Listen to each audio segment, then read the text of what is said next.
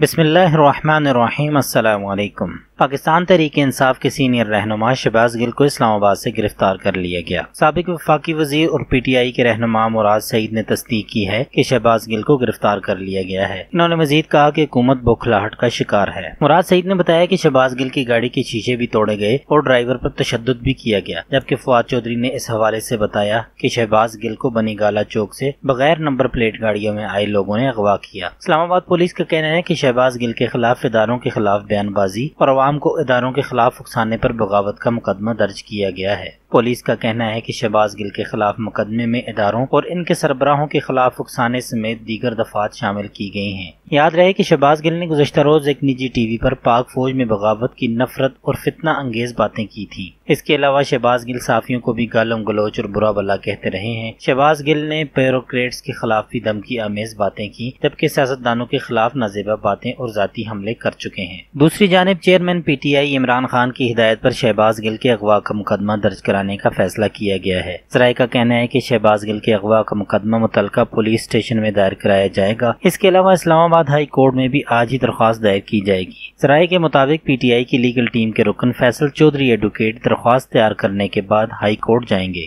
ख्याल रहे कि इस्लामाबाद पुलिस ने बगावत के मुकदमे में PTI के रहनुमा शहबाज गिल को गिरफ्तार कर लिया है। ज़राए के मुताबिक शहबाज गिल के खिलाफ थाना कोहिसार में मुकदमा गद्दारी की दफात के तहत दर्ज किया गया है। मुकदमा सिटी मजिस्ट्रेट की मदीयत में दर्ज किया गया है। PTI ने शहबाज गिल की गिरफ्तारी के खिलाफ इस्लामाबाद हाई कोर्ट से भी रुजू करने का फैसला किया है।